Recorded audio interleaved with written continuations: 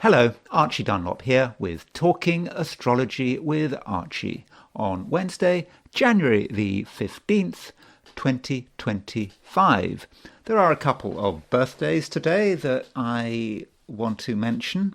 So it would be Edward Teller's 117th birthday, and he was born in 1908, and he was the father of the hydrogen bomb. He developed the Teller-Ulam device, and he was a major hawk. He believed that the United States should really be boosting its nuclear deterrent to fight the Soviet threat, and I suppose he'd experienced communism and fascism in his native Hungary, and he felt it was important that America stood up to it with everything he'd got. Also, it would be Alexander Marinesco's 112th birthday. He was born in January the 15th, 1913, and he was the Soviet Union's most successful submariner in the Second World War in terms of tonnage sank. And of course, he was responsible for the sinking of the Wilhelm Gustloff, which was this sort of hospital ship, was also used for military purposes, but the Germans were using for transporting people from one Baltic port to another. And he sank this ship, and I think up to 10,000 people may have been killed in this sinking. And so that contributed to his tonnage record. And of course, it's Martin Luther King's birthday, or would be his birthday, and he was born in 1929, so he would be 96 today. So happy birthday to Martin Luther King, Edward Teller, and Alexander Marinesco.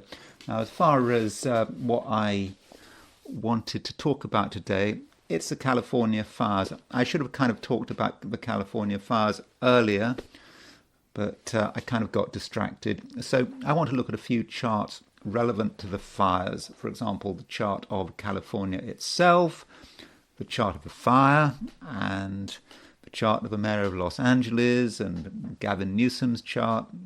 So there are a few charts I want to consider. But before I do that, I want to consider the astrology and the I Ching for today, which is Wednesday, January the 15th, 2025. So here is the chart for today, and you can see that the moon is still in Leo.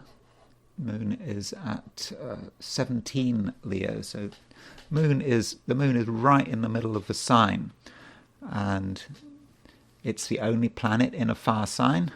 And so with that moon in Leo, it's got a lot of work to do in a way, being the only planet in a fire sign, and it has to give us that spark, that energy. It has to make all those connections, those instant connections, those instant intuitive connections that we associate with the element of fire. Now, as far as aspects are concerned, there isn't actually much going on today, in the sense that there are no exact aspects of note today, except for the fact that the moon is sextile Jupiter. So moon is 17 Leo, sextile Jupiter at 11 Gemini. It's quite a gentle aspect. It's, I would have said, quite fortunate. I mean, it has to be, doesn't it? I mean, Jupiter is a planet of good fortune. Jupiter might be retrograde and in Gemini, which is, of course, a sign of its detriment. But now it does have some dignity, because it does have terms. So the terms of Jupiter range from, I think, 6 degrees Gemini through to 12 degrees Gemini. So Jupiter has now retrograded back into a part of the sky where it does have some minor dignity. And as far as other things are going on, the aspect is not necessarily exact, but there is a pretty close Sun-Mars opposition. So you can see Sun at 2548 Capricorn, moving to the opposition of Mars at 26-22 Cancer. So that aspect will be exact tomorrow at London time 2:39 a.m. tomorrow. So actually, if you're in the Americas, that Sun-Mars opposition is exact this evening, and so it is an important aspect, Sun opposition Mars. You've got these two planets which, both fairly fiery planets, even though the Sun is in Capricorn, Mars is in Cancer, not fire signs, but they are high energy, masculine, positive planets in opposition to each other. And so you can make associations with people being desperate to get their way, for example. I mean, it can be quite a violent combination, as you'd expect, with Sun opposition Mars, connected perhaps with fires and explosions. And I mean, I don't know what's happening in California. I assume they've got it under control. I know the winds are supposed to be getting up, but usually with these things, once they've got them under control, you don't often get a recurring situation. But that Sun opposition Mars, for many of us, is something that we do have to be somewhat wary of. And also, Mars is on a fixed star called Procyon, and I think that aspect to the fixed star, that conjunction to the fixed star, is something we do perhaps have to mention. And of course, because we've got that Sun opposition Mars, you could say, Sun is opposition Procyon, Mars is conjunct Procyon. I mean, I never know with fixed stars whether I should use oppositions to them. I kind of think one probably should. So would that mean, for example, that if you have a planet at 26 Scorpio, its opposition Caput Algol? I think maybe. So that does give added power to the Sun-Mars opposition. So what does it mean for Mars to be on Procyon? I mean, what is Procyon? So Procyon is the brightest star in Canis Minoris, which is, of course, the lesser dog. And Vivian Robson, in the Fixed Stars and Constellations in Astrology, he says Procyon is a binary yellowish white and yellow star situated on the body of the lesser dog, Canis Minoris, from Prokuon, before the dog, in allusion to its rising before Sirius. So Sirius, of course, is a dog star. So it gives activity, violence, sudden and violent malevolence, sudden preferment by exertion, elevation ending in disaster, danger of dog bites and hydrophobia, which is of course rabies, and makes its native petulant, saucy and giddy, weak-natured, timid, unfortunate, proud, easily angered, careless and violent. 2 cases are on record of death or injury by dog bite, in which Procyon and Sirius are involved. And Robson says of Mars on Procyon, cruelty, violence, scandal and slander, disgrace and ruin, danger of dog bites. So let's not exaggerate. I'm sure it's not going to be that dramatic, but I suppose you have to watch out for dogs. So steer clear of dogs, especially strange dogs. I mean, your own dog, you can't avoid that really, can you? But strange dogs should be avoided. And it may well be the case with Mars conjunct Procyon that there is a certain nastiness in the air. I mean, Mars is retrograde, it's in Cancer, and it's conjunct Procyon. Petulance, that might be about people getting offended in a rather weak kind of way and feeling they have to really show that they're in control, and it doesn't really work. So that might be how Mars conjunct Procyon works. So that is a chart for New York. So let's quickly turn to the a chart for Sydney as a representative of Australia and New Zealand. And you can see that the moon is just a little bit earlier in Leo. So if you're in Australia and New Zealand and Eastern Asia, that moon sextile Jupiter, which I talked about, is possibly going to be stronger because, in the Americas and Europe, that moon sextile Jupiter may be more about the beginning of the day, whereas if you're in Australia or New Zealand, that moon sextile Jupiter is around a noon, lunchtime. So perhaps you're going to feel that moon sextile Jupiter even more. So it's possible that in terms of luck and good fortune and feeling happy, it may be better to be in Australia and New Zealand than in, say, the Americas. But that moon sextile Jupiter is a fairly minor aspect. And then there is the heliocentric view.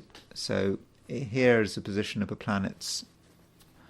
If we put the Sun at the center of the solar system, and this Earth-Mars conjunction is now getting very close, and that's obvious because a Sun opposition Mars is going to be the same as Earth conjunct Mars. It's just really looking at the same aspect from a different view. So in a way, this Earth conjunct Mars doesn't tell us anything we don't already know from the geocentric chart.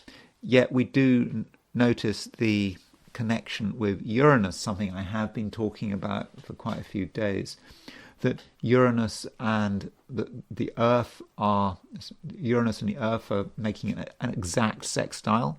Uranus and Mars are in exact sextile. So that Earth-Mars conjunction is sextile Uranus exactly. And I think that's quite high energy.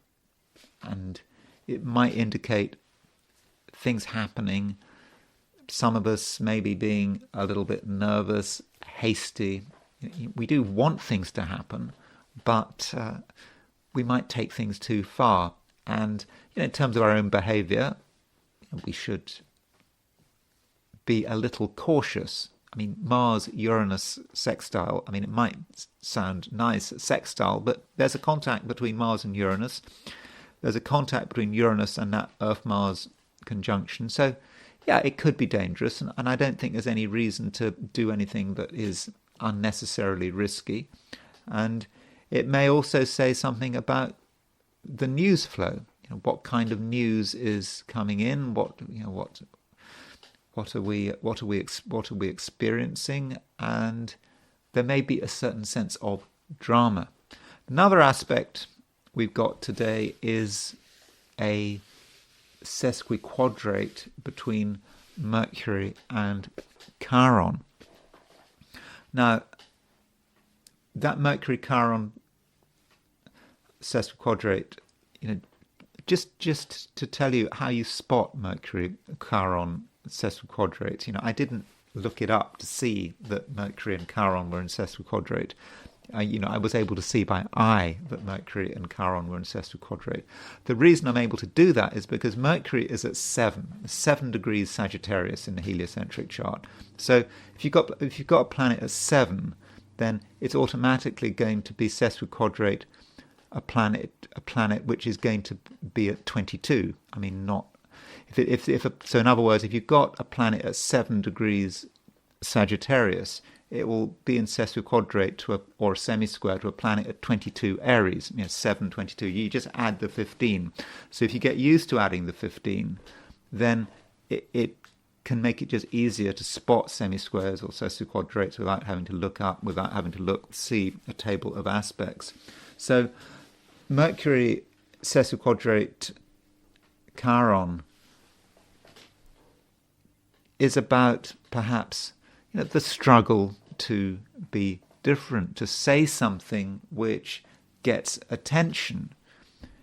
We feel that we are perhaps not getting enough attention, that people aren't taking us seriously. So Mercury sesquiquadrate Chiron needs to get this attention.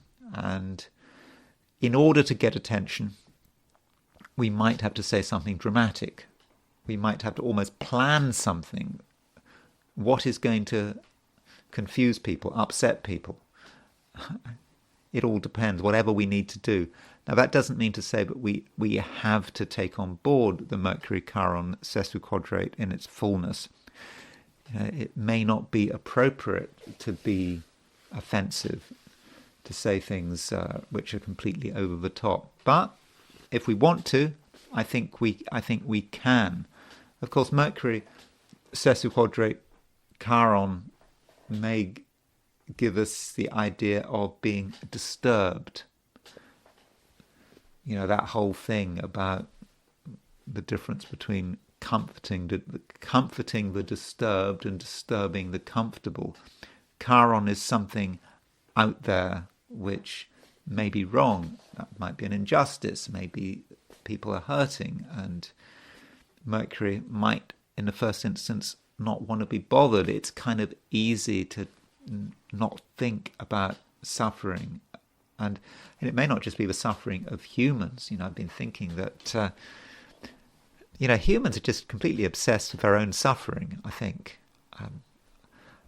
they don't seem to have the same level of empathy that they have with each other as they have with other species, and I'm wondering when that is going to change. I've been thinking about this.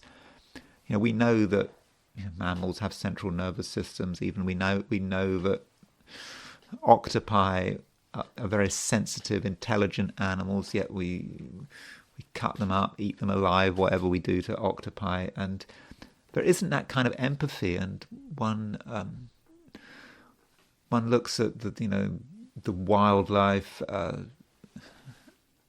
important natural habitats, and it's always more important to consider human issues.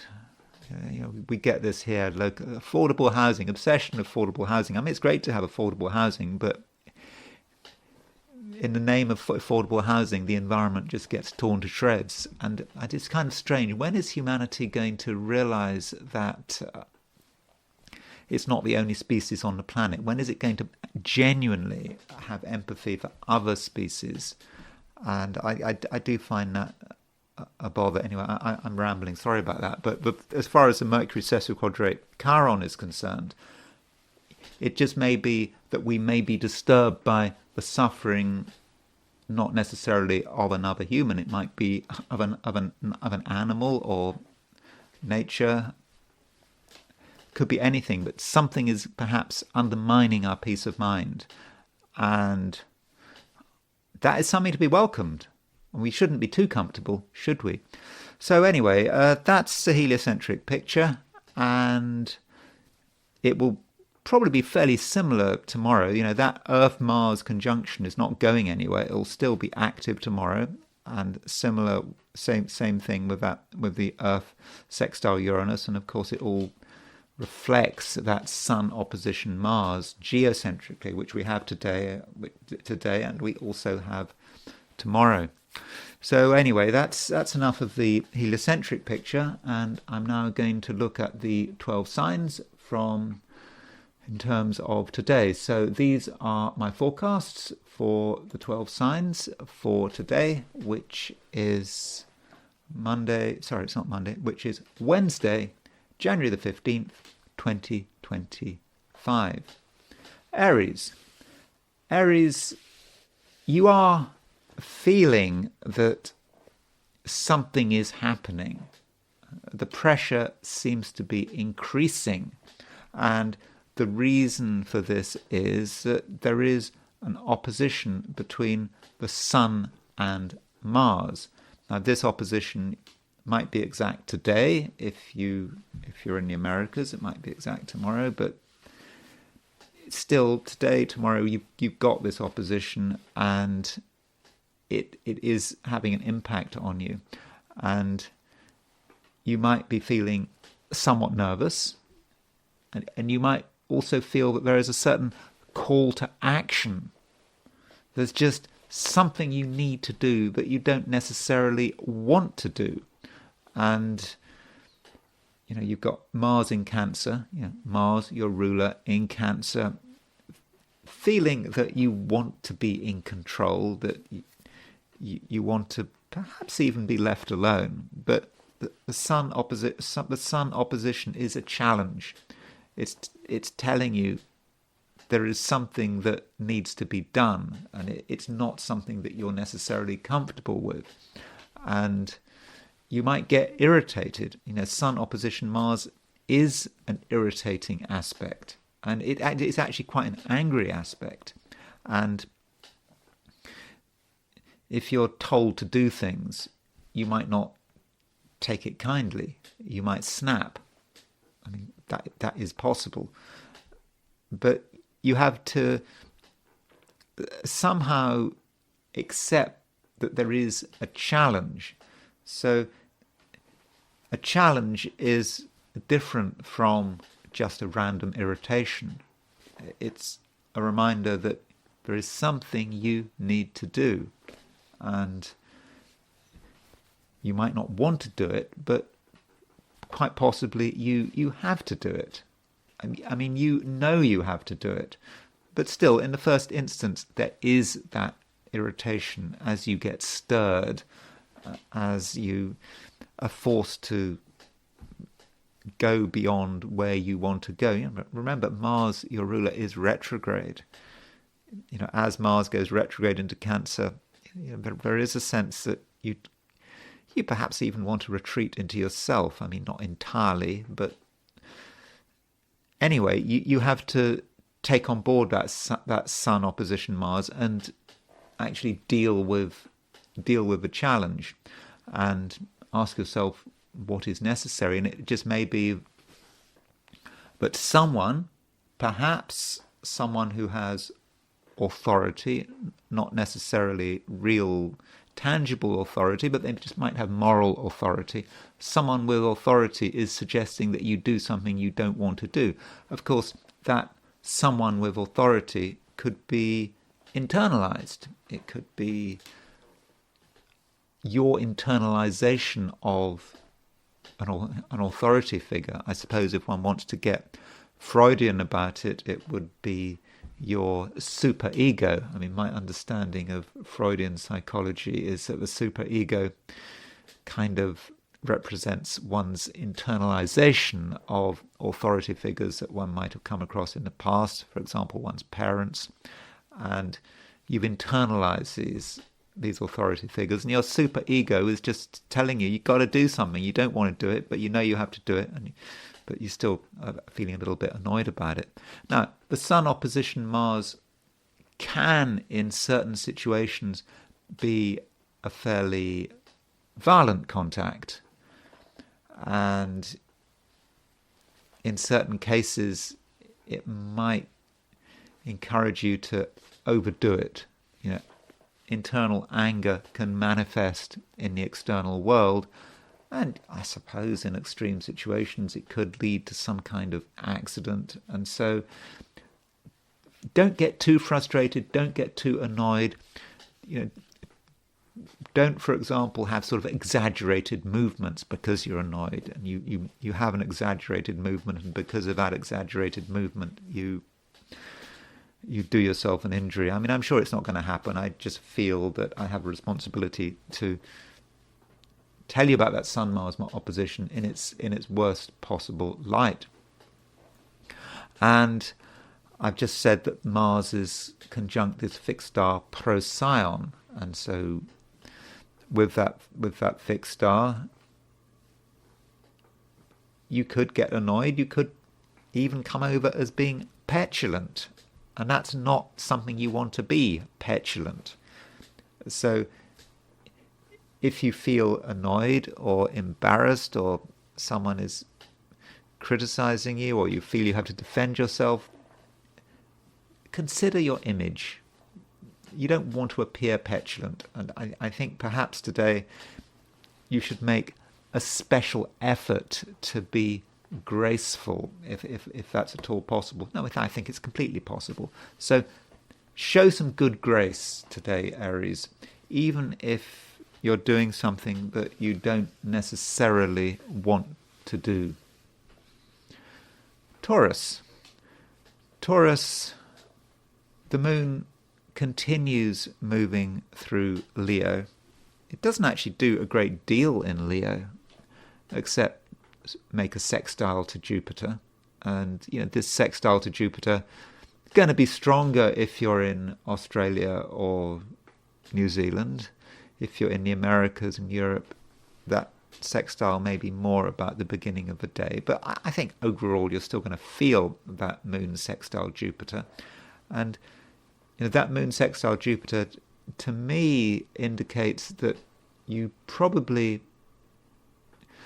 want to be relaxed. You don't want to be doing too much. And, when you are in control, doing things your way, you're able to create a very pleasant situation for yourself when you are, in a kind of quiet sort of way, able to look after your own interests.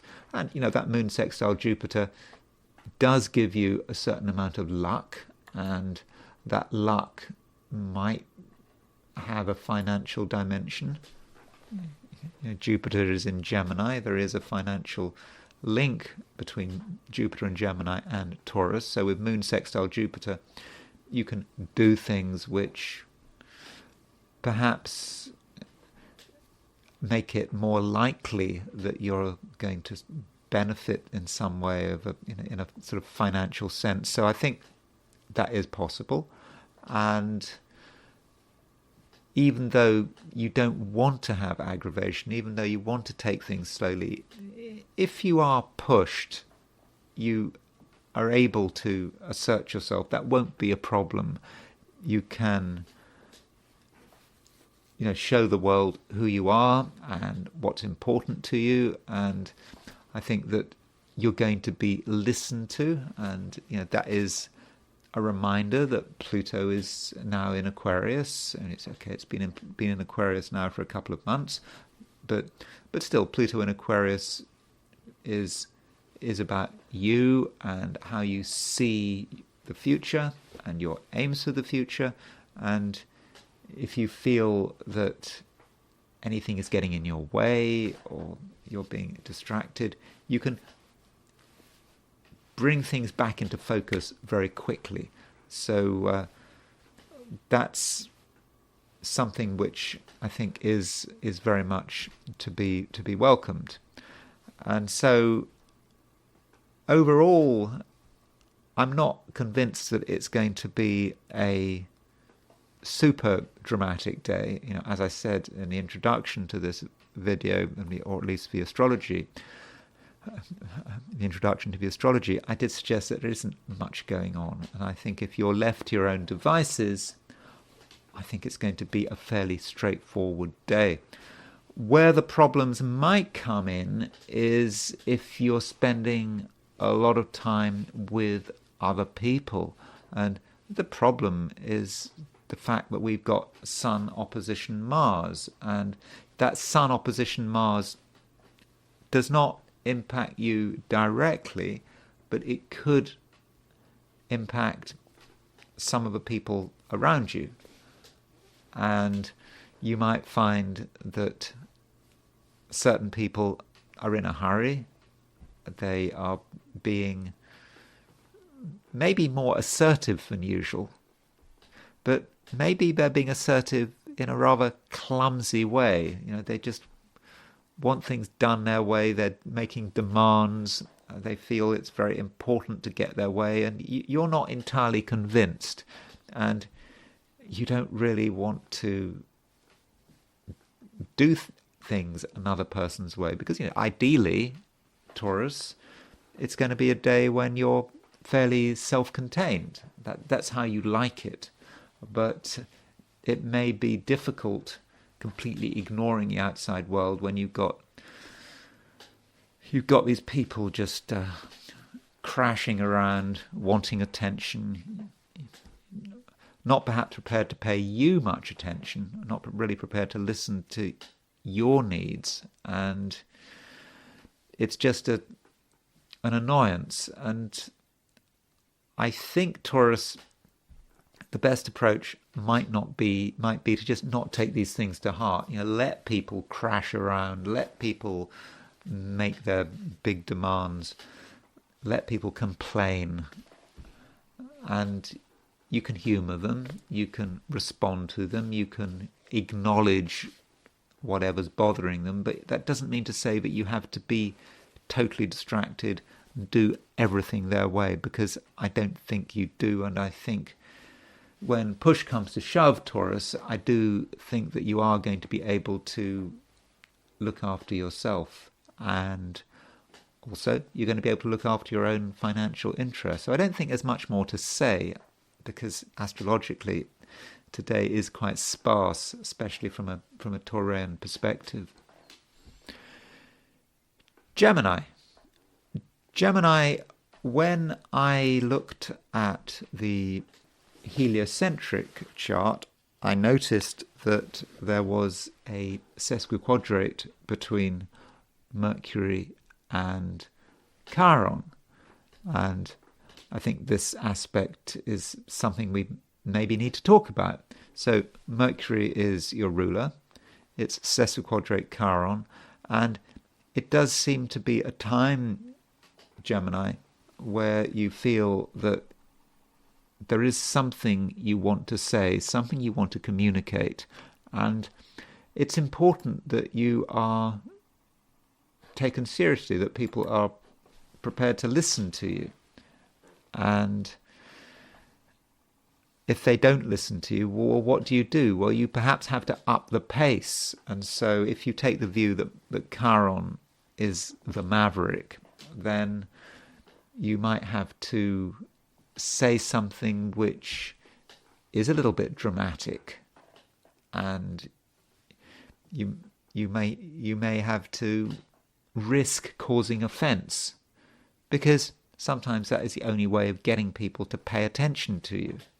Or you could indulge in a little bit of hyperbole, sort of exaggerating something, because how else do you get someone's attention? You perhaps have to make people think that there is a danger, even if there is no danger.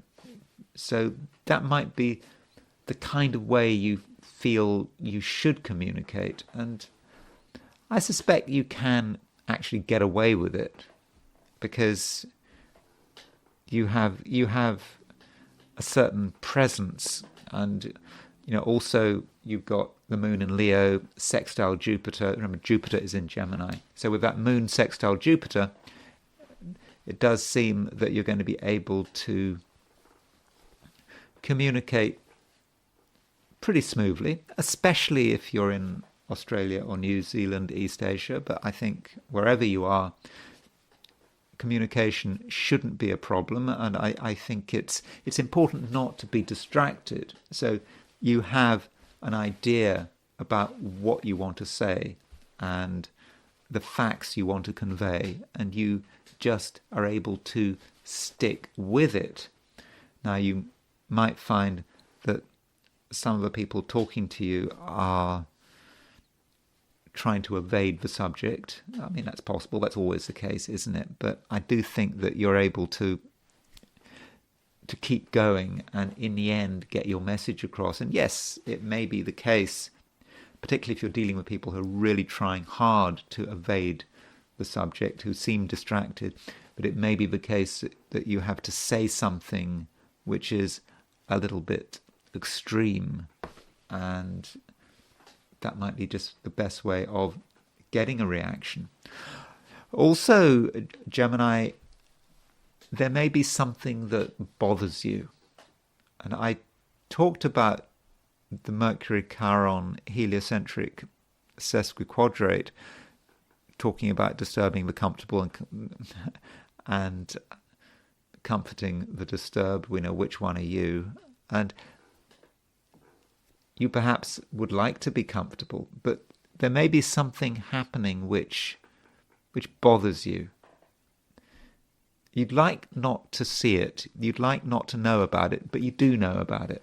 And once you know about something, you can't stop thinking about it. And it may be that at some level your compassion is being activated. Gemini,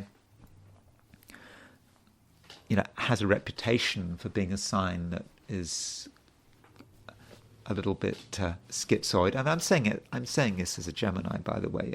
And so by schizoid, I'm talking about perhaps the capacity to cut off one's feelings from one's thoughts, hence schizoid. I mean, I'm not talking about schizoid in any sort of psychological sense, at least not in terms of abnormal psychology. I'm just saying that in every Gemini has the potential for being schizoid, and you see something not nice, you discover something not pleasant, you kind of want to distance yourself from it, and you can just cut it off. But I think that with this Mercury sesquiquadrate Chiron, that kind of disconnect may be impossible, and you keep returning to something, and you keep thinking about it, because Geminis find it difficult to turn their mind off. And sometimes you see something, a piece of news, maybe about the world, maybe about your community, and you see it, and it really does upset you, and it spoils your day. And there is a possibility, Gemini, that your day could be spoilt by hearing about someone else's misfortune. I'm not necessarily talking about anyone you know. Maybe someone, in your city, on your planet, but once you hear about it, you can't undo that knowledge. And so that might be how Mercury sesquiquadrate Chiron is working from a heliocentric viewpoint. And it's a heliocentric aspect. It's a very global aspect. It's not about your personal life. I mean, it could be, but I don't think it is. It's more about how you relate to community, to your community and your society. And once you feel that disturbance, you can't unknow it. And so then you have to think, well, what are you going to do about it? Are you just going to worry about it, or is there something you can do constructively about it in terms of political activism or something else? So I think that it is good in a way, Gemini, because you may actually get a reminder today that you really are a human being, and that you really do care about what is happening around you. Cancer, the moon continues moving through Leo, and it doesn't actually make many aspects. I mean, we've got a sextile between the moon and Jupiter. That sextile is going to be in the central part of the day if you're in Australia or New Zealand or Eastern Asia, but it'll be more at the beginning of the day if you're in the Americas. Now, that moon sextile Jupiter, it's a pretty gentle aspect. I think it's fortunate, but it is sort of quite gentle, quite low profile. I don't think it forces you to do anything, but I think it makes you reasonably lucky. And if you're prepared to try your hand at something, then there's a good chance that things will work out for you. So perhaps Cancer, you should make a special effort to take advantage of opportunities. These opportunities are not going to give you anything unless you make a special effort to interact with them. So what you're doing is you're taking the moon sextile Jupiter, you're saying, this gives you a chance, nothing is guaranteed, and if you give it your best, there's a possibility that things really work out for you. But again, it's all very gentle. I don't think we're talking about something coming from the skies, suddenly good luck blasting its way into your life from nowhere. You have to work on it a little bit. I mean, sextiles are about work as an aspect, moon sextile Jupiter. I mean, the reason they're about work is because sextiles are about the number 6. 3 times 2 is 6. And 3 represents ease, 2 represents effort, and so you put them together, and there is the opportunity. You put in the effort, and if you really push yourself, but not too hard, because it's not about exhausting yourself or anything. If you just see what you can do, then I think that you might be pleasantly surprised. So that might be all there is about today. That might be it. Though I do have to mention the fact that there is an opposition aspect between the Sun and Mars. Now, this opposition aspect is going to be exact this evening if you're in the Americas. It's going to be exact tomorrow if you're elsewhere. And it is a powerful aspect. And the Sun is in Capricorn, your opposite sign, and Mars is, of course, in Cancer, which is your sign. And so Sun opposition Mars could present the possibility of a certain amount of aggravation. And it may be up to you how much aggravation there actually is.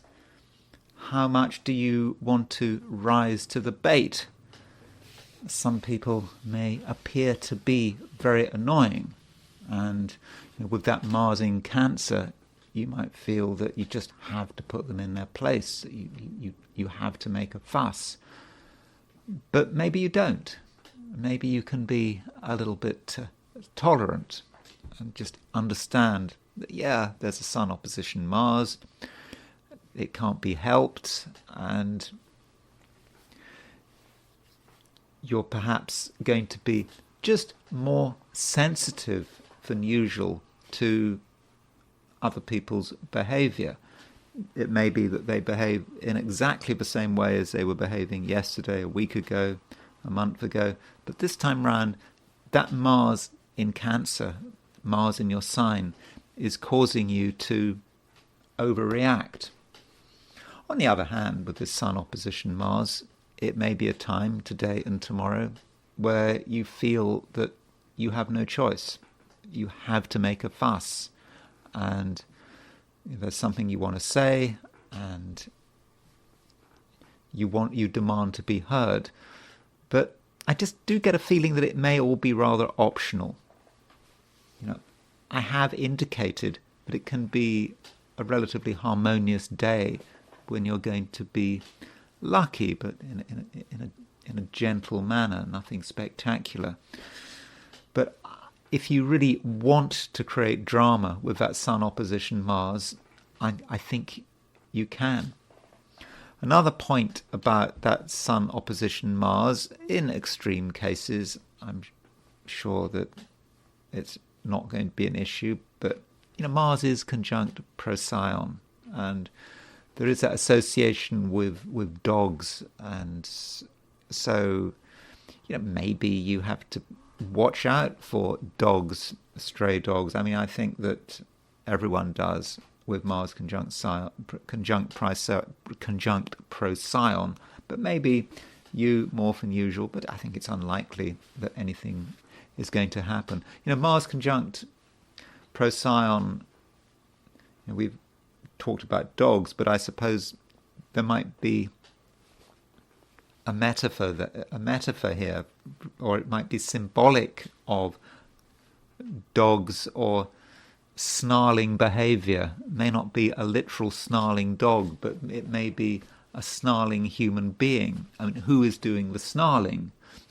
I think it could be you doing the snarling, or it could be someone else, but that Mars is quite sensitive, and so if you want to avoid the snarling, if you want to avoid getting super angry, even behaving like a dog, even a mad dog, you want to avoid situations which tempt you to escalate. And I think Cancer, that is something that you can do. Leo, the moon is right in the middle of your sign. In fact, if you're in Australia or New Zealand, it's in the first half of the sign. So a solidly moon in Leo day, and the moon in Leo is making a sextile to Jupiter. And this sextile to Jupiter is a fairly easy influence, and I think today this is what you should be focusing on. There are other aspects that you could be focusing on, and the moon sextile Jupiter is, if you like, the gentle aspect. The not so gentle aspect is Sun opposition Mars, and I'll be talking about Sun opposition Mars in a moment. But moon sextile Jupiter can just be about you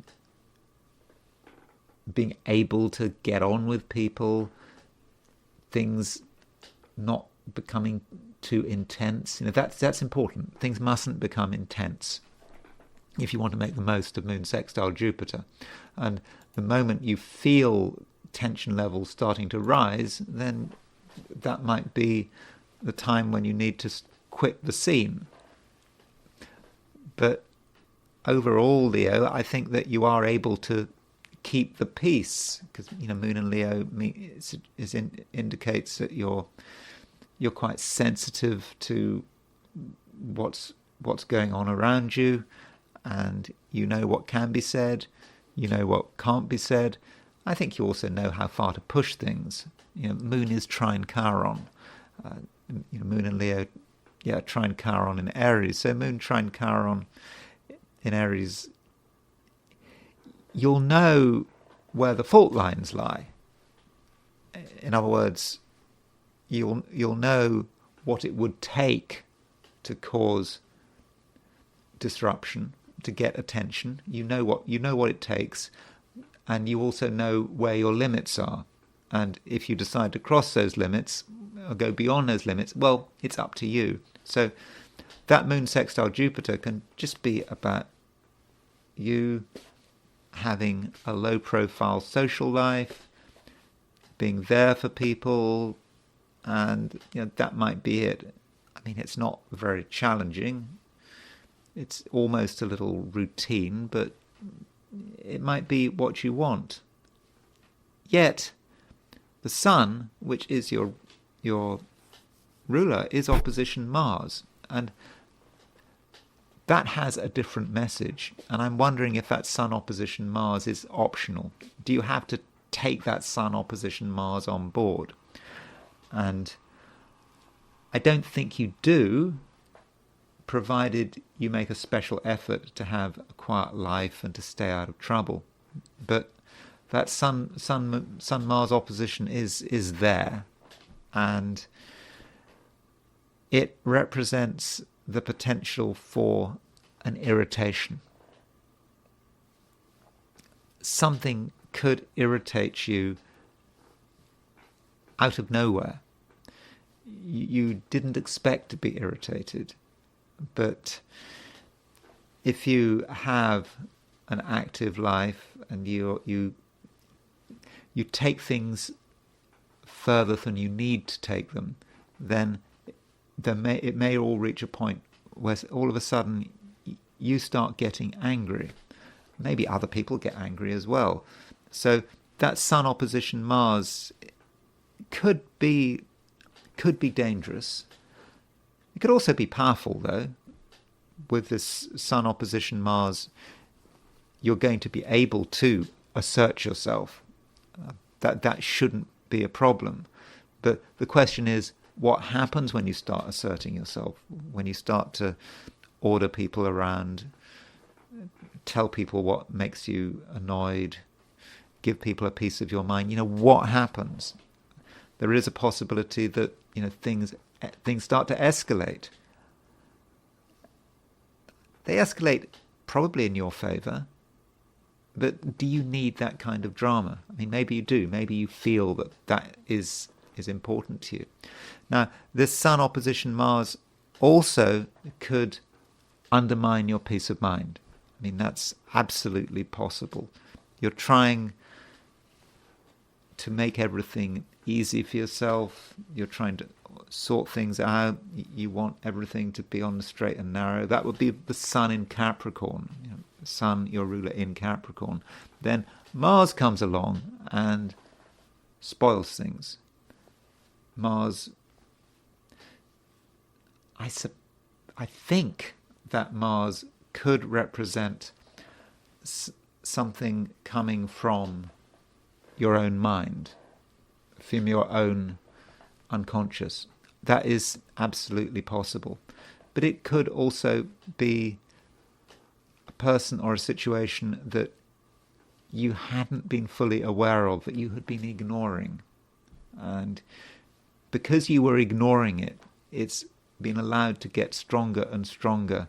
And then suddenly it flares up and it's suddenly right in front of you. So, Leo, it's very important that you are aware, all day long.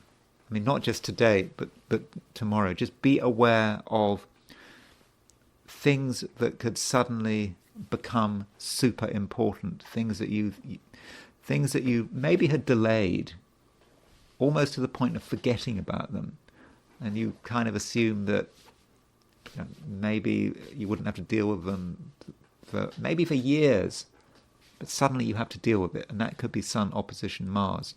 And I think you're going to get hints. You're going to get hints that something is activating. And if you start to feel that something is activating, then the sooner you address it, the better for everyone. Virgo. Virgo, you probably don't feel that it's your kind of day. You may be of a view that it's better to wait until tomorrow or the day after, that the timing just isn't right. And for the moment, it might be best to just wait, watch, and just see how things develop. And I think that is the right approach. And you can gain an enormous amount by just watching what people are doing. Because right now you're not fully aware of what's going on, and perhaps certain people haven't been as forthcoming as they should have been, and it's best to give them more of a chance to reveal their hand. And this might apply to your work. So if you are working, then you shouldn't feel that you absolutely have to do anything. I think your situation is improving somewhat because Jupiter has moved back into its own terms. Jupiter is now at 11, just before 12 degrees Gemini. So it's between 6 Gemini and 12 Gemini where it rules the terms. So that's Jupiter in Gemini. So that's giving you a little bit of strength, but you don't quite feel strong enough to really make things happen. And with the Moon making a sextile to Jupiter, you have a chance to bide your time and to watch and to plan and to start making decisions. But making decisions at the moment is a slow process because you probably haven't got all the information you need. So it really does matter that you take your time and you hold back. And there's a certain feeling that there is restraint here. It may be that you are sort of symbolically, you are working on creating your tools. So a symbol might be maybe a blacksmith, I don't know, making their swords and whatever instruments they need, but doing it in secret. And there might be a lot of action in the Virgo world, a lot of banging and clanging, but the kind of banging and clanging that no one else can hear. It's just you working away, making something that you're going to need at a later stage. and you're very busy potentially, but it's a kind of busyness that you don't want to share. And so the less attention you have, the better, and the more distance you have, the better. Because in some ways, Virgo, you are actually making a lot of noise. And so it's easy for people to kind of wonder, what is Virgo doing?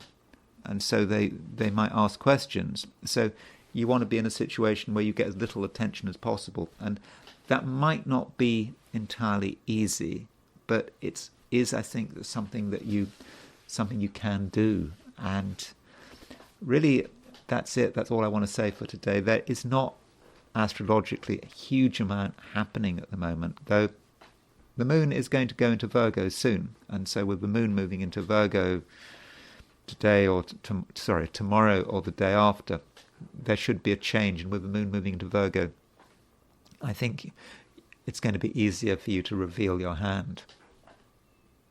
Libra, it's a day which is possibly quite straightforward, provided you make your own plans and you don't put yourself in a position where you're trusting other people. Other people could be a law unto themselves. They could want to do things their way. They might be quite pushy, even a little bit angry. And so do you need that? I don't think you do need that. And instead, you should perhaps lower your ambitions, do things on your terms, and not feel that you have to have anyone around you. Though with the moon in Leo making a sextile to Jupiter, it seems likely that you can enjoy certain people's company. But again, it's in a very sort of low profile way. You should not be looking for anything too dramatic to be happening. So try not to have too many expectations, but at the same time, don't underestimate yourself. If there's something you want, you can get it. If there's something you're really thinking about, you're really feeling, and you really want it to happen, then yeah, you can make it happen. But do you need to make it happen? Because, today there is a sense that you might be sort of negotiating a hornet's nest. And you don't have to disturb that hornet's nest. I mean, it might be fun to prod the hornet's nest, but do you really want to get involved? And, that is a reason why certain people should probably be avoided. There is an aspect between the Sun and Mars. Sun is opposition Mars.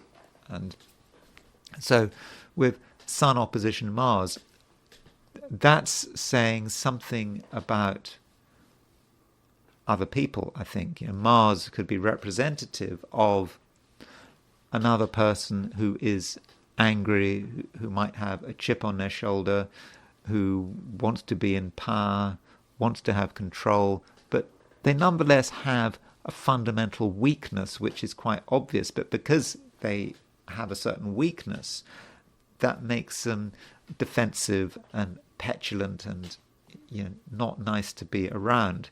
This person could be an authority figure, could be an employer, or someone who you feel you have to respect, but that might be more reason, if you possibly can, to not have any contact with them. If people have a little bit of authority today, with that Sun opposition Mars, there may be a temptation for them to misuse that authority or just to throw their weight around. And we can see that signified elsewhere in the chart, because Venus, your ruler, is starting to make a conjunction to Saturn. Now, this conjunction between Venus and Saturn won't be exact for a few more days, but it's it's only 3 degrees apart, and Venus making a conjunction to Saturn might make you aware that, there is someone out there who really could make your life difficult. They could sort of restrict your freedom of action if you gave them a chance. It's not an immediate problem, but in a few days' time it could be a problem, and so perhaps you need to be aware of this conjunction and ask yourself, how is it going to play out in a few days' time? I know, what's it now? It's Wednesday, by the weekend. So if you're making any plans for the weekend, then make sure you choose your company very carefully. The last thing you need is to have, wannabe authority figures telling you what to do and making your life miserable. But it's something that you can avoid, and by changing your plans, that might be a good way of doing it, and making sure that you have a weekend where you are in control. I don't know. I don't know what your plans for the weekend are, whether you have any plans yet. But if you are planning the weekend, making arrangements for meeting people, going to parties, other gatherings, try to think ahead and ask yourself who you might be meeting, because some of the people you might be meeting over the weekend might not do you any good. They could really restrict your freedom of action. But I don't want to create too much pessimism. The main aspect today is Moon sextile Jupiter, and that Moon sextile Jupiter means that if you have a low profile day, not too low profile, just meeting people who you like, but not being too intense about it, and just not feeling that anything has to be taken too seriously, then I think that things should be okay. Scorpio, the Sun is getting really close to an opposition with Mars. In fact, the Sun could be opposition Mars this evening if you're in the Americas, or it'll be opposition tomorrow. By tomorrow, this Sun opposition Mars will be exact. Maybe we shouldn't be worrying about absolute exactitude. The point is, Sun is closely opposition Mars today and tomorrow, and I think longer. I think you've been feeling the build-up to the Sun opposition Mars for some time. And this Sun opposition Mars, it's quite an angry aspect. And it might represent a challenge, maybe someone challenging you. Or it could be circumstances challenging you. And I don't think that you will take kindly to being challenged. And you might feel that you have to just act. Doesn't matter how you act, you just have to act. Because taking action is a way of establishing that you are in control. And of course it's nice to be in control. But you don't want to try too hard to be in control. And if you can just possibly have a little lightness could make a big difference when dealing with an aspect like the Sun opposition Mars. So think about the concept of challenge, because if you think about it, Mars is in Cancer, Mars is you, Sun is opposition Mars. So the Sun represents something you don't want to handle, and you may feel that it's something alien to you, something that you actually disagree with. In certain situations it might be something you have contempt for, even, dare I say it, hatred for it. I'd be careful using the word hatred. That is a bit of an extreme word. So be very sensitive and there is a possibility that you're confronted with something that just maybe you actually have to confront, something you don't want to confront, that you've been avoiding. But with Sun opposition Mars, you perhaps feel that there is no choice, and it may just feel as if it's brewing, and then suddenly it intensifies. So that's how Sun Mars opposition could work. And it goes without saying that where you've got this Sun opposition Mars, it could be dangerous. I mean, it perhaps increases the possibility of an accident or something going wrong. But we're not talking about high possibilities, high probabilities. The Sun Mars opposition, it does happen. It's not an unusual aspect. Every now and then the Sun makes this opposition to Mars. Off the top of my head, every couple of years, I probably should have checked, but every couple of years you will get this Sun opposition Mars, and you'll get Sun squares, you'll get Sun conjunct Mars and Sun square Mars. So I don't want to make too much of a big deal about it, but it just can be a little bit dangerous, and so you have to make sure that you don't do anything dangerous, especially on a physical level. So don't do anything risky, and don't allow your own feelings of anger and frustration to be reflected in terms of what you do and how you carry yourself. You might be annoyed and feel you just want to get things done. You pick up a heavy object, walk too fast, trip over, whatever.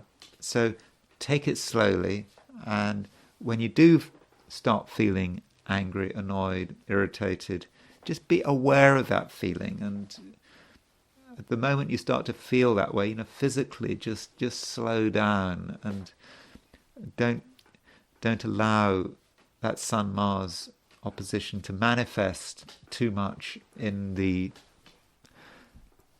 material world. But on the plus side, Sun opposition Mars is dynamic. There's no doubt that you are in a position where you absolutely can make things happen, and you can be noticed, and you can be noticed in a good way. You can be noticed in a bad way. I mean, the moon is in Leo, it's sextile Jupiter, so you've got that. And in fact, you see, we've got two aspects today, Scorpio. We've got moon sextile Jupiter, and we've got Sun opposition Mars.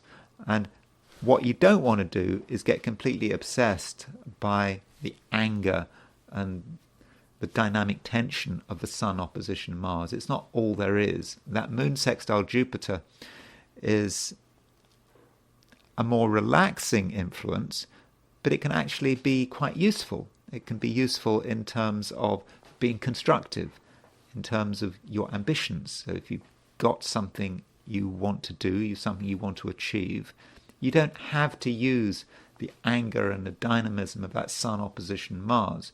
Moon sextile Jupiter gives you perhaps a second route, a route that is not so dramatic. It may be slower, but it's more reasonable, and most importantly, it's less likely to cause aggravation.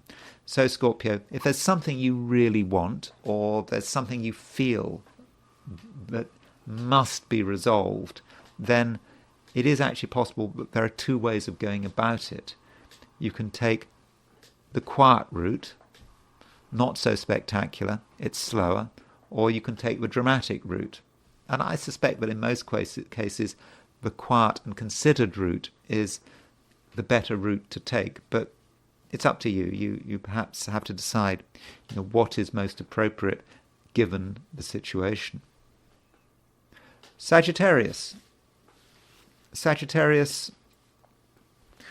The moon continues its movement through Leo, and from a Sagittarian perspective, Leo is a nice sign. It makes you inspired, and at the moment you need all the inspiration you can get. I mean, recently you've had planets moving through Sagittarius, and it was nice having the Sun in Sagittarius and Mercury in Sagittarius, but that's gone.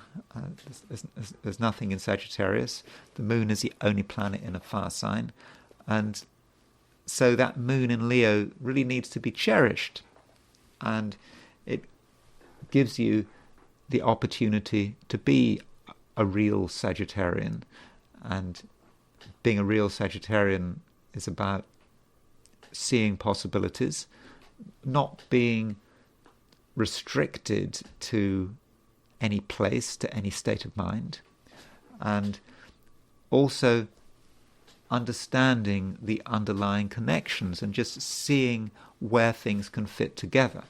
And this means, Sagittarius, that if you're feeling a little bit disorganized, you've got things all over the place. I mean, not necessarily material things, but sort of ideas all over the place, half-finished plans.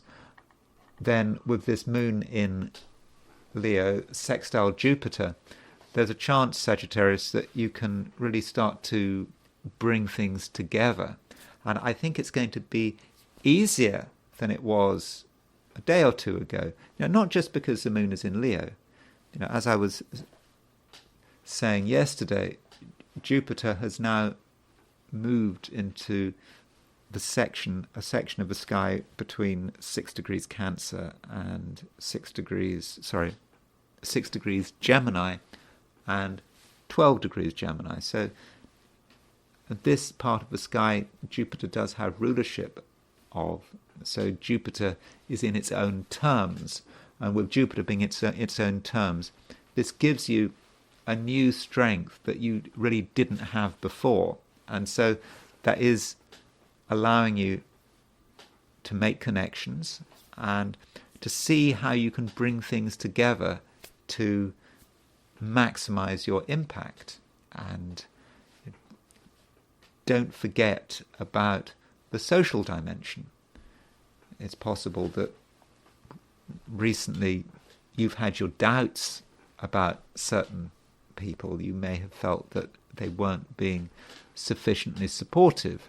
But I do think that things are changing. And with the moon sextile Jupiter, Sagittarius, I think that you can get the support you need. Also, there is a feeling that you're actually quite dynamic. There is a dynamism coming in, which didn't exist a few days ago. And what's actually happening is that the Sun is starting to make a sesquiquadrate to Jupiter. I mean, it's a minor aspect, sounds minor, but I think that this aspect does, to an extent, work in your favor, because it gives you a new idea of not just what is possible, but also what needs to be changed. And you're seeing that things could be better. And over the next day or two, you're going to feel that it does have to change. And you know that you can make that change if you're given the chance. And, over the next couple of days, I'll be talking more about this. But perhaps what you need to do now is just ask yourself, what would you like to be better? What is this new desire that seems to be making itself felt in your life? This desire to change something that just hasn't been working, or perhaps to remove something. And you have the desire, you have the intention, and then you have to consider about how you get the power. But Sagittarius, if there was a point where you had peak powerlessness, where you felt you didn't have any power, that point of peak powerlessness is gone. It's over. You are now getting stronger and stronger. And, Jupiter moving back into its term is certainly the first sign that things are moving in your favour. And of course, in a few weeks' time, Jupiter will go stationary direct.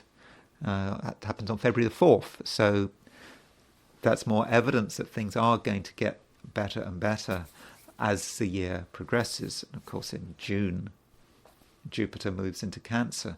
And I think Jupiter in Cancer should really be something to celebrate, even though Sagittarius and Cancer are two signs that don't have much in common with each other. Maybe they have nothing in common with each other, but Jupiter in Cancer represents Jupiter moving into the sign of its exaltation.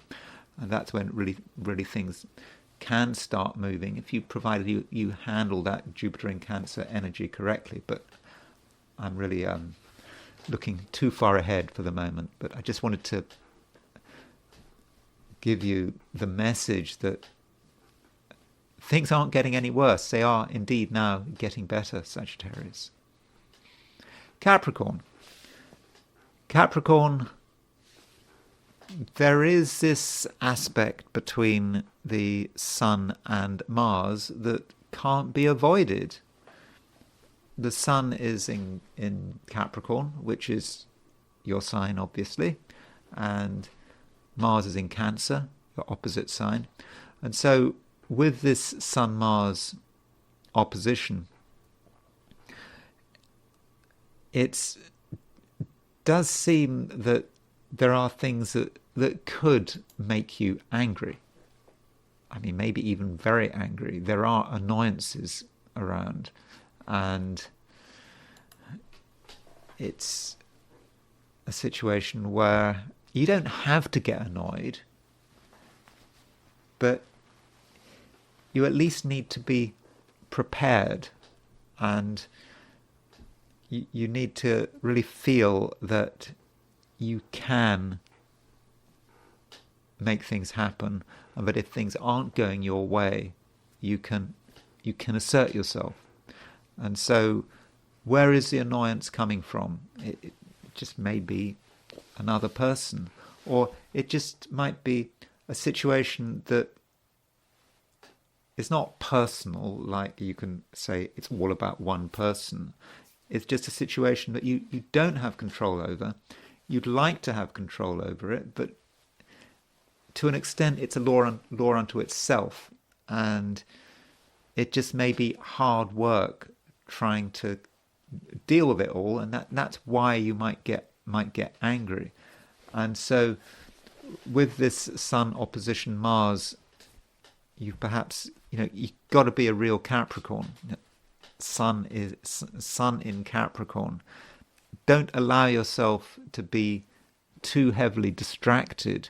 And that distraction could be an emotional distraction. The distraction happens when you're dealing with something which should be very routine and ordinary, but somehow tension levels start to go up. It starts making you angry.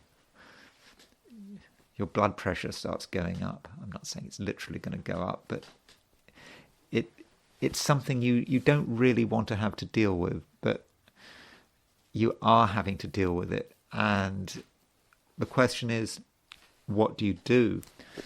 Now, what I've been saying to a number of the signs when talking about the Sun opposition Mars is that there are two geocentric aspects today, two main geocentric aspects. One is the Sun opposition Mars, which is really quite a heavy duty aspect.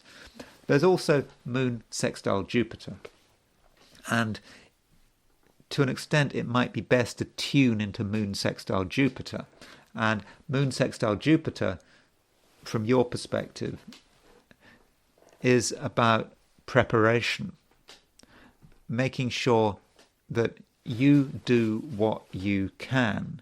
There are some things you can't control, so just accept that you can't control them. But you take what you can control and you organize it as best as you can. You endeavor to get as much support as you can, and I think you can get support. And that allows you to create some kind of structure, and it's not just a material structure, it's an emotional structure. It's an emotional structure for dealing with things that are out there which seem to be random, fairly random, but in their own way they can also be quite disturbing. And so in that way, when things get difficult, when there is a temptation to get annoyed, to even show your annoyance, you've already created some emotional structure to kind of get beyond it. And that structure is not just something passive. It's also about having a vision about how you'd like things to be at the end of the day, or not necessarily the end of Wednesday, maybe by the weekend, or something like that. So there are temptations to get annoyed. There are temptations to get annoyed at certain people and situations. But I think, Capricorn, these temptations should be resisted. And just because you have got the capacity to be angry, to really show your anger, doesn't necessarily mean that you should use that capacity. It's kind of there in reserve, and that means, Capricorn, when you've got something in reserve, you always know, if need be, that you can assert yourself with dramatic force. You always know that is an option, but it's a last resort. And I think if you handle things correctly, I don't think you're going to need to get involved in that last resort.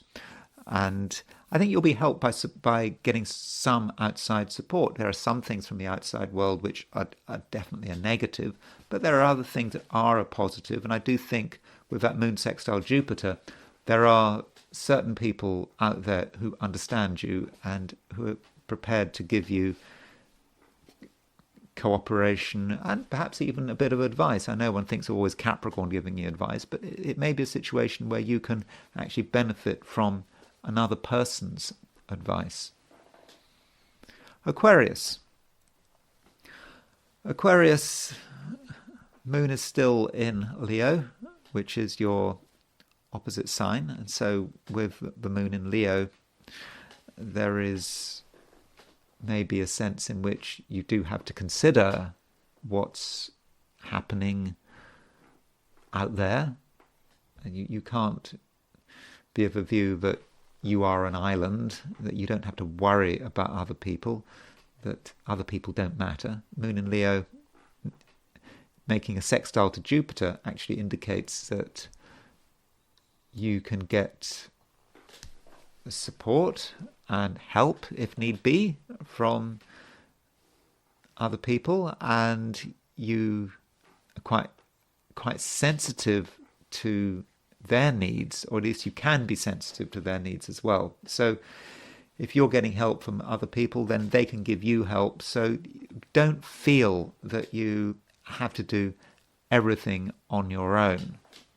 And also try to be tolerant and reassuring, because there is this opposition aspect between the Sun and Mars, and the Sun is ruler of Leo, so the Sun rules the Moon. The Sun has relevance to relationships, to the people in your life, and so with the Sun opposition Mars, some people are feeling a little bit tense, and there are things that they may be really annoyed about, and I don't think they're necessarily taking out their annoyance on you. I mean, I think it is possible, but I don't think it's likely.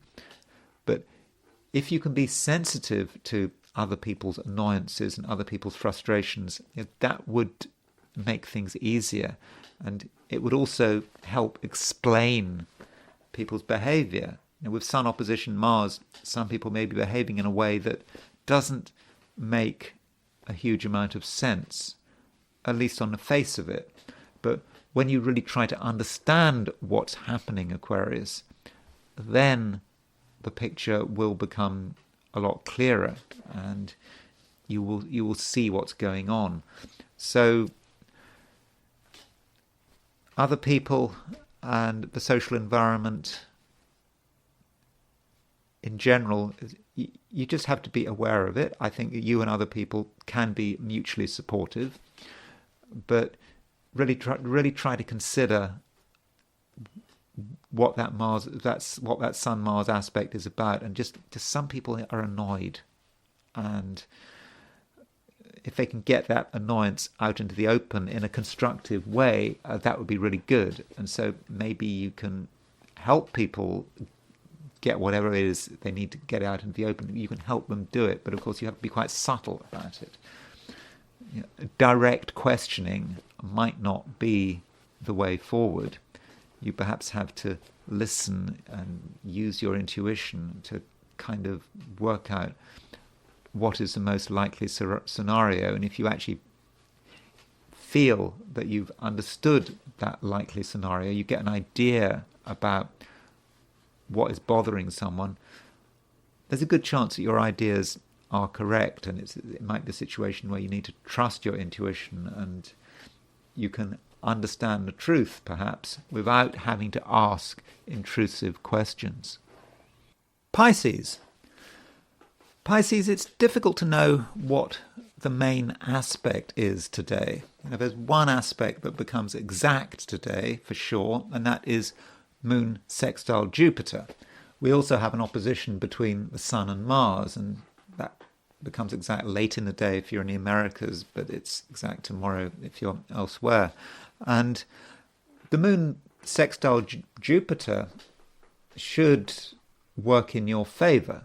I mean, Jupiter is your ruler, and Jupiter represents your desire to, I suppose, make sense of everything, to give yourself stability, and also maybe to work out what your priorities are. And, you know, the Moon making that sextile to Jupiter gives you the ability to, you know, make sense of everything. And that's something that is important. You know, Jupiter has been under quite a lot of pressure recently. It's been retrograde. It's still retrograde. It's in Gemini, which is a sign where Jupiter doesn't work particularly well. And, you know, Jupiter had been in mutual reception to Mercury, but it's lost that mutual reception status. But now Jupiter is in its own terms because it's gone back. It's now before 12 degrees Gemini. So Jupiter is slowly getting stronger. And so that Moon sextile Jupiter, which I think is going to be a bonus for you, that Moon sextile Jupiter is, I think, in many cases going to allow you to take control of things, and it may encourage you to perhaps take control of things which are not always very comfortable. Remembering that this other aspect we've got today is Sun opposition Mars, which is quite a difficult energy. And the Sun-Mars opposition, I don't think it affects you directly, but it's around. It describes the astrological environment in which all of us are living, regardless of our sign. So today, tomorrow, Sun opposition Mars, it's a tense aspect. Some people are going to be really tense. You, as a Pisces, sensitive Pisces, are perhaps going to pick up on that tension. And, you know, what can you do? Well, what you can do is you can utilize that Moon sextile Jupiter to make sure that your small part of the world is all in order, that you don't get overwhelmed by the surrounding tension. Yes, or it could be anger, it could be aggravation. It is angry, this Sun opposition Mars, and I don't think any of us can be completely distanced from the influence of this aspect. And at the same time, tension has many sources. And, tension is often about the desire for change, feeling perhaps that things as they are simply not good enough, that something needs to be even broken in order to embrace the future. And it's not just other people that are tense. You have your own tension, and I think that many Pisceans believe that things as they are just not right, that it is time for change. And over the next couple of days, as the Sun starts to make a sesquiquadrate to Jupiter, remember Jupiter is your ruler, as the Sun makes a sesquiquadrate to Jupiter, this desire for change could become stronger. And it's not entirely personal. I think that you are picking up on what's happening around you. And you look at the world and you look at what people are doing, and you just take the view that things just cannot continue like they are. And so that might be an opportunity for you to actually think about what you can do to change the world. And you can only change what you can change. It's not that you have to be over dramatic about it. You can start with your own sphere of influence. You start on yourself. You start on some of the people around you, maybe your family. I mean, family is important to you with Jupiter moving through Gemini. And perhaps there are things in your family situation which are not perfect, and at the same time they're not irretrievable. It's nothing that can't be changed with a bit of hard work. So perhaps family relations can sort of sort themselves out, and maybe that has been part of your overall challenge since, I think, last May, when Jupiter went into Gemini, to make some changes within your home and family setting. And I don't think things have been entirely perfect, and I think that's been reflected by the fact that Jupiter is not in a great position at the moment, but its position is improving. And so in terms of home and family, whatever things have happened in the past, I think that things are on the mend, and from now on things should be getting better and better. And of course, moving way ahead, well, not too far ahead, but moving through to June, Jupiter, having gone through Gemini, will move into Cancer. And Jupiter moving into Cancer in June, that's a real plus for Pisceans. That is really something to look forward to. And maybe what you're doing now is you're preparing for a change that is going to happen in June. And there have been twists and turns, but I think at the moment I get the impression, Pisces, that things are starting to improve. And so focus on the good, focus on the possibilities for favourable change, and don't get too sidetracked by the Sun opposition Mars. As I said, the Sun opposition Mars, I don't think it affects you personally, but just as a Piscean who's sensitive to everything, you might just feel its influence, and I think that its influence could be reflected in other people's behaviour. And Pisces, that is it. And I'm now going to look at things from the viewpoint of the I Ching. So I asked the question, what is Wednesday going to be like for those watching the I Ching section of this video? And the first hexagram I got was hexagram 35, progress. So it is a time when many of us are feeling that we can get going on things, that we now feel that it's 2025. It's well and truly 2025. We're halfway through January, and we don't have to hold back anymore. And there are things we want to move forward with as soon as possible. But we do have to be careful. We really do feel that it is time to make a move, but the bottom line is moving, and with the bottom line moving, the advice here is to hold off. We might really want to move, but I don't think now's the right time. Perhaps we're not strong enough, or just our attempts are unlikely to get anywhere in the short term.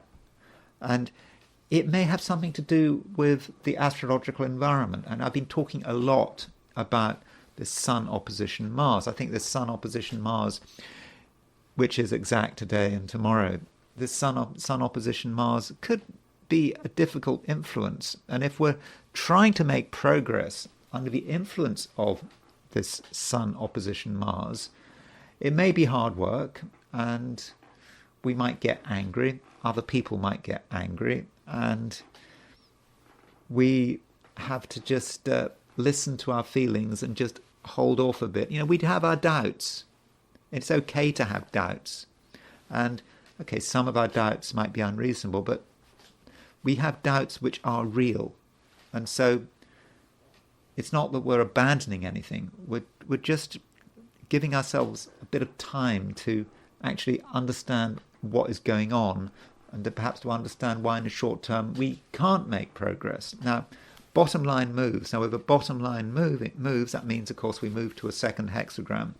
And the second hexagram we move to is hexagram 21, which is biting through. So biting through perhaps is suggestive of what is holding us back. Something is not moving, and we know what it is. We don't perhaps like to admit what it is, but we know it. It's there. We can see it. And biting through is about something that maybe needs to be removed, or it could be about some tough exterior which is hiding the true gold. And one symbol from the I Ching with biting through, represents tough leather, which conceals a piece of gold, maybe.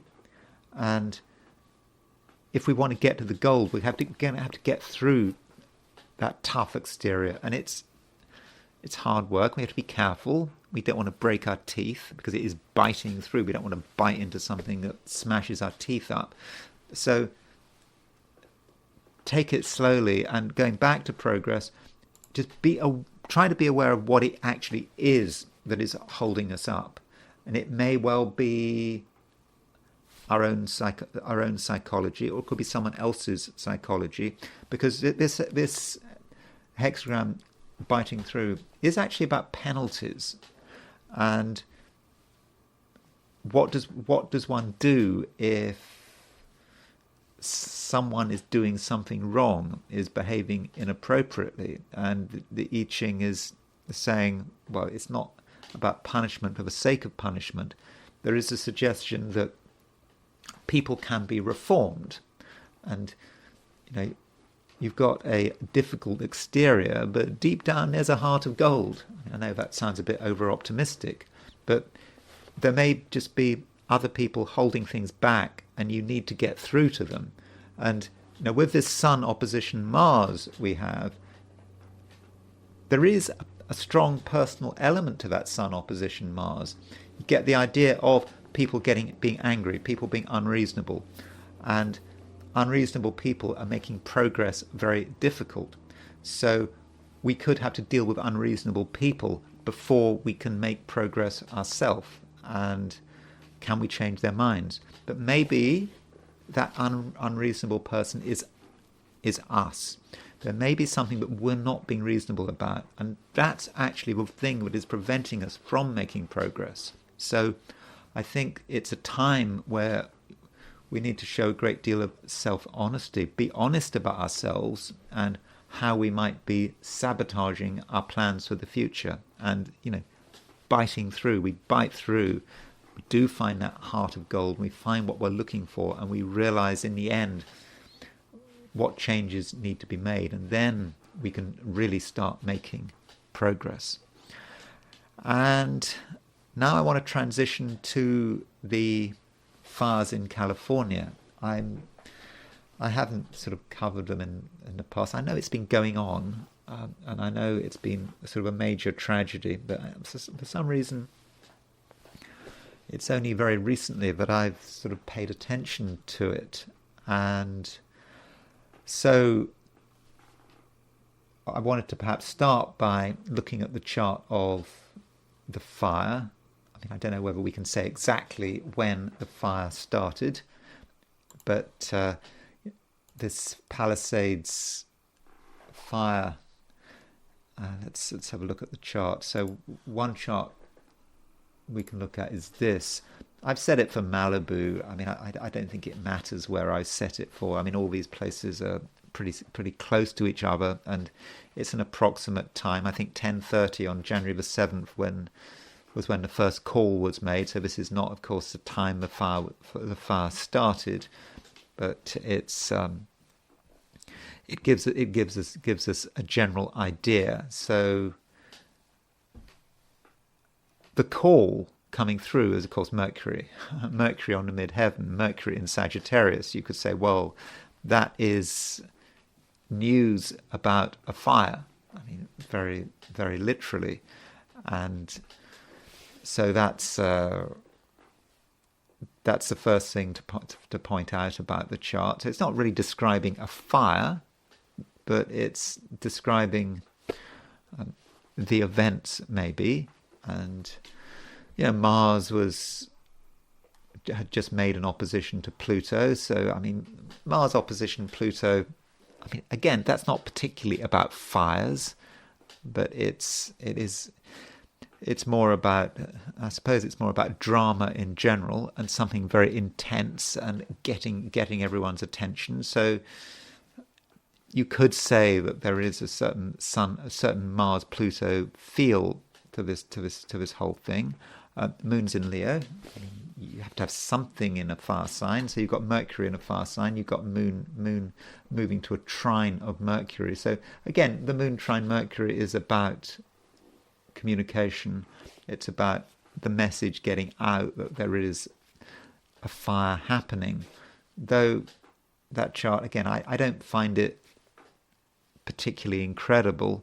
North Node maybe as well. North Node is at 0 degrees Aries, and North Node has now gone into Pisces, but the Aries point is always very important.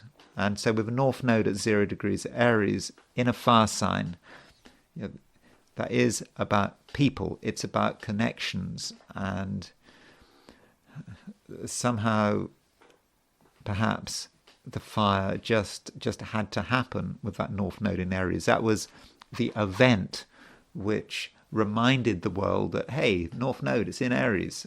This is what happened. And then North Node goes into Pisces. And I suppose with Pisces, well, you've got to provide the water, haven't you?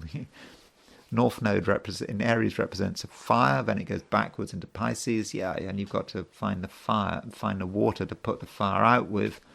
But that's probably reading too much into the situation.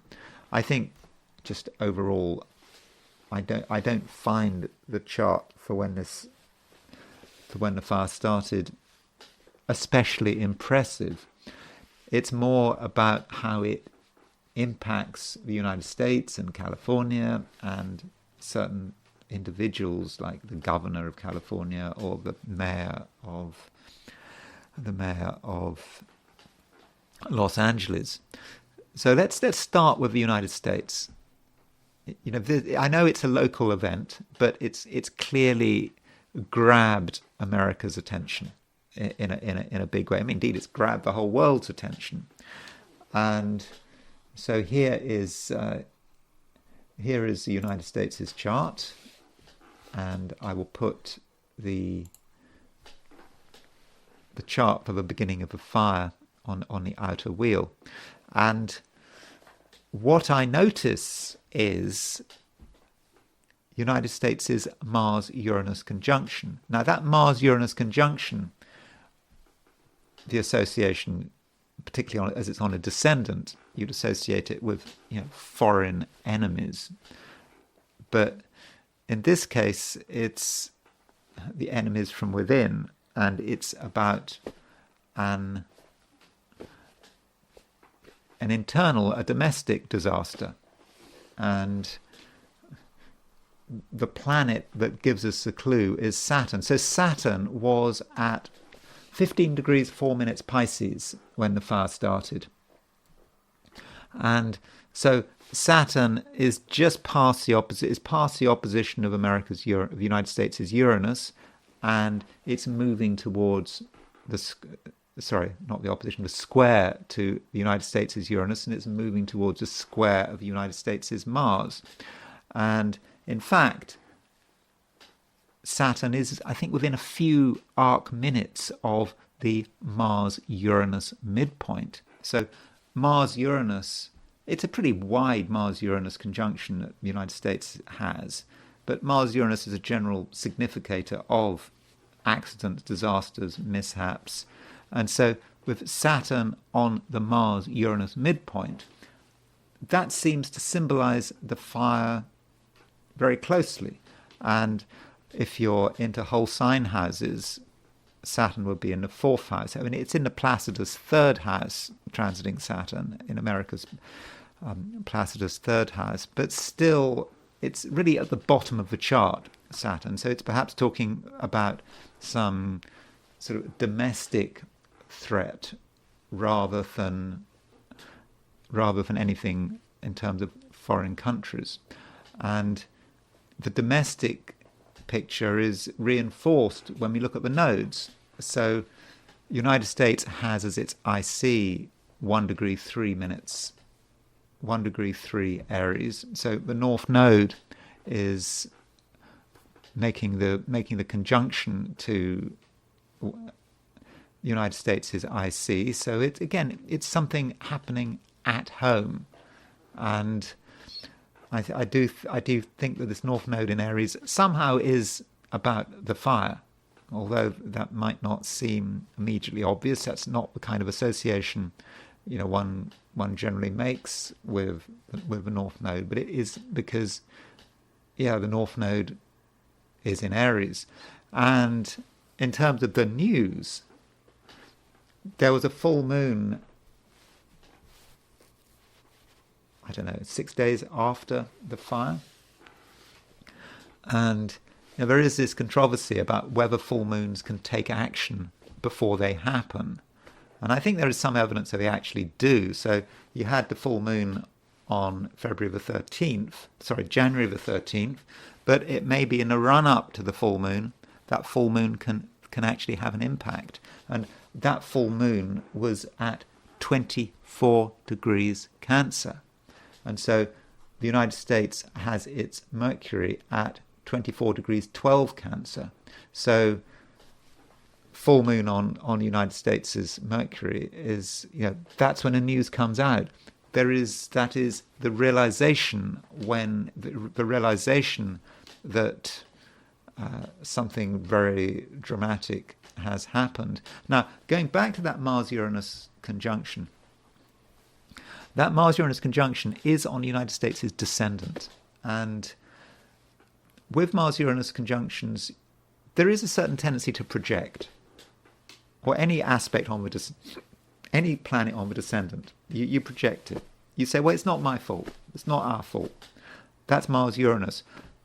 I've talked about Mars-Uranus, and I've connected it with terrorism and the United States' obsession about terrorism, seeing terrorism everywhere around the world and not being prepared to see terrorism in terms of themselves and in terms of government policy. So there is a tendency to project. And it does seem that in terms of the criticism of the fire and people blaming each other for the fire, I mean, I don't really want to get into the blame. I haven't taken sufficient interest in the fire to be able to say who I think is at fault. But with this fire and Saturn square the United States' Mars-Uranus conjunction, there is projection about who is to blame, who is the villain. Is it diversity, obsession with diversity in California, that as a result you had people in charge of a fire service who weren't qualified. I mean, I don't know whether that's true. I've heard an argument saying that's not true, even from a conservative source saying that's not necessarily true, but there is a lot of blame, and people want to blame someone, and that would be Mars-Uranus, the Mars-Uranus conjunction being hit by Saturn, and and a lot of people are perhaps not taking full responsibility for the fire in terms of saying, well, this happened, this is why it happened. So that's the United States' chart. Then if you move to the next level, you would look at the state, and there is a horoscope for California, and this is the chart for when California became a state. So I got this from the data bank of my that came with the software, and it even comes up with a 9:38 a.m. time. I'm not quite sure how they would have worked out, but 9:38 a.m. is really is the time that California became a state.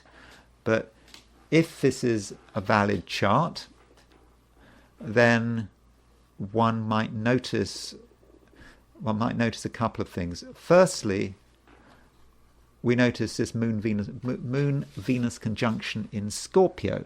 So Pluto was at 1 degree Scorpio, 1 degree Aquarius when this happened. So in sort of inner wheel, we would put the state of California. Outer wheel, we put the transits at the time of the fire.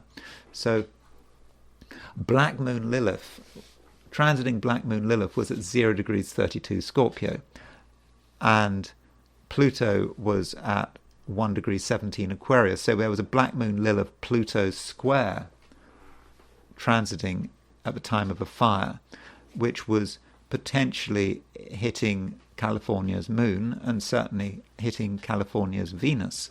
So that's an indication of something really bad happening. Another thing about California is that it was born or became a state at the time of a Uranus-Pluto square. So there's that, Uranus-Pluto conjunction. So Uranus-Pluto conjunction, apparently it says a lot about California. How do you see Uranus-Pluto?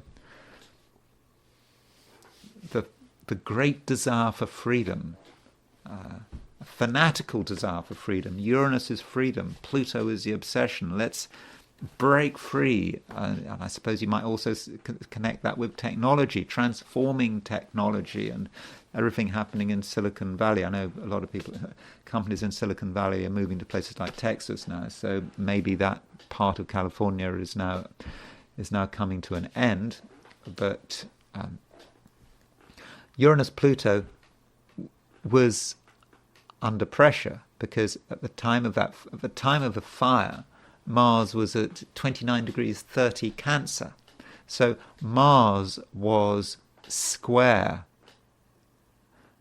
exactly square California's Pluto, and it was also square California's Uranus. So Mars hitting that would really indicate the fire. Uranus-Pluto is seen perhaps in its most destructive light, and additionally Saturn at 1504 was making a square. Saturn was semi-square Uranus. So that Mars-Saturn sesquiquadrate at the time of the fire was hitting California's Uranus-Pluto conjunction. So there are a few transits of note there that I think we should be looking at. Now, next stage would, of course, be the governor of California. So Governor Gavin Newsom, I mean, he's under a lot of pressure, and it would seem that this fire could be quite devastating for his political ambitions. No doubt, I don't say no doubt, but I would guess that he's planning on making a presidential bid in 2028. So this fire could be quite catastrophic for him. Now, here is Gavin Newsom's horoscope, and I didn't actually see a lot of direct transits to Gavin Newsom's chart, but just looking at Gavin Newsom's chart, you could say that he's got Mars on his IC. He's got Mars in Sagittarius on his IC, and he's got Mars-Pluto square in his chart. And maybe this Mars in Sagittarius on his IC is kind of predictive.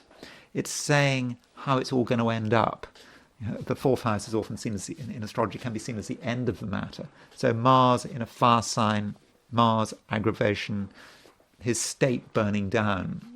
It could be a way of looking at his chart without even being bothered about the transits. Mars square Pluto.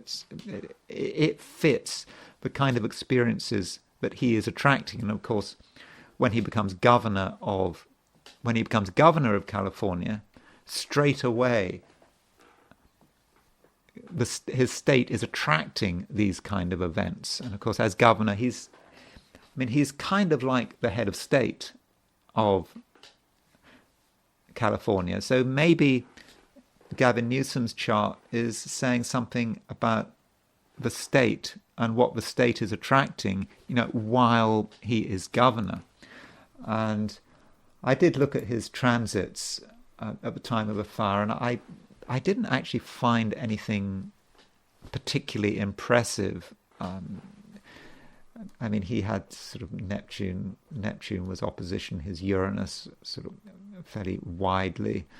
Sun was conjunct his moon. That's not how you'd normally perceive the Sun conjunct moon having to deal with a major fire. I don't entirely buy that. So I would have said the transits were probably quite unimpressive. He's got the North Node in Aries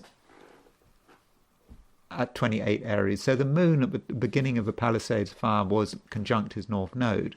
So North Node in the 8th house, I suppose, having to deal with the death and destruction caused by a fire. North Node in Aries, and of course the North Node is in Aries, so was in Aries at the time the fire started. So perhaps he's having to experience his kind of North Node return. He was being forced to deal with it. And Mars was square his nodes as well. So in fact, at the beginning of a fire, that's one thing I should have mentioned. At the beginning of a fire, there was a Moon-Mars square. And this Moon-Mars square was impacting his nodal axis. So it does seem that his nodes were being impacted by the Moon-Mars square, which was around at the time of this fire. Now, his solar return for 2024 is actually quite interesting. So here's Gavin Newsom's solar return for October the 9th, 2024. And first thing I notice is the ascendant. The ascendant is at 2443 Cancer. So the full moon on January the 13th was at 24 Cancer. So he had a full moon right across his solar return ascendant. And I would have said that was quite important. Remember, that full moon is happening actually after the fire started. But the full moon is the reality of the situation, the reality of his state. And so I think as a technical note, I think if you are using solar returns, do look at transits to solar returns. You've got full moons hitting important points in a solar return. I think that might be sort of a useful lesson with Gavin Newsom's chart. And there is something else about the solar return. It's the symmetry of this solar return. And by the symmetry, I mean, look at Mars and Pluto. Mars is about 5 degrees from his ascendant. Pluto is 5 degrees from his descendant. So there's a sort of a symmetrical relationship there in that chart, which suggests that it is a very Mars-Pluto chart. And of course, the fire happened at the time of a Mars-Pluto. What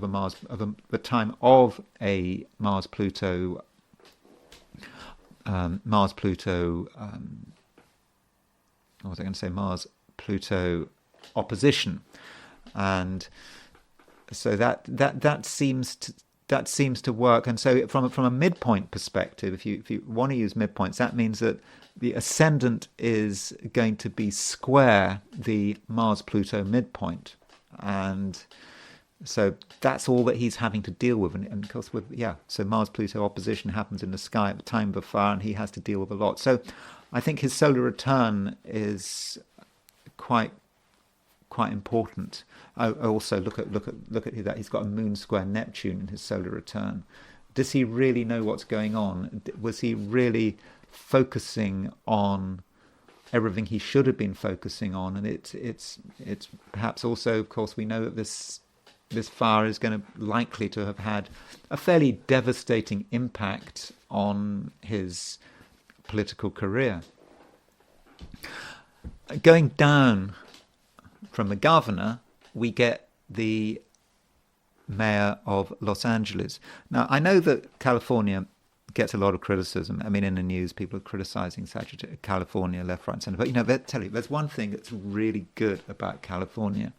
The great thing about California is that people born in California, we always have birth times for them. It seems that born in California, birth time is always available. We don't have to worry about creating noon charts. It seems to be really easy for to get hold of Californians' birth time. So California must be doing something right. And the mayor of Los Angeles is Karen Bass, and she was born on October the 3rd, 1953, and you can see she's born at 2:27 a.m. So she has Leo rising, and she's got Moon conjunct Pluto rising, and she's got a Venus Mars conjunction. I mean, Venus Mars conjunction in Virgo. Clearly, this is a woman who can be charismatic. She's probably quite divisive in her own way. I mean, with Venus Mars and charisma and attractiveness, some people love the Venus Mars, some people hate it. She's not going to attract everyone. But if you've got a Venus Mars conjunction in Virgo, it means that, okay, she's quite focused on making sure that she gets what she wants, and very focused on the details of what she's doing. How are we going to attract people? How are we going to build up our political career? That could be Venus-Mars conjunction in Virgo. But in the first house, if we use Palisades house systems, the Palisades house system, I would have said that was pretty useful. And so that's one aspect of her chart, and she's got Moon-Pluto conjunction. I don't know, that Moon-Pluto conjunction, certainly she wants to be in control. She's very ambitious.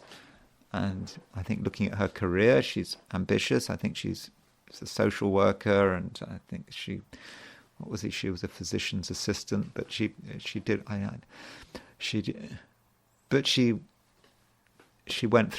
what she had to do in terms of getting to grips with California politics. And I think she might have been elected to Congress as well for a time. But anyway, at the moment she is mayor of Los Angeles. So what was happening at the time. So let's just. So this is the transits she was experiencing, And, like Gavin Newsom, I didn't feel that there was a huge amount going on, except for the fact that Uranus is on her midheaven. So, like Donald Trump, she has late Leo rising. Like Donald Trump, she's got Uranus transiting her midheaven. So her midheaven is at 2245 Taurus. So Uranus was pretty close to the midheaven. And so Uranus on the midheaven, you suddenly make an appearance. You suddenly hit the news. I mean, most people in America probably have never heard of Karen Bass before, but now everyone has heard of her. And that would be Uranus on her midheaven.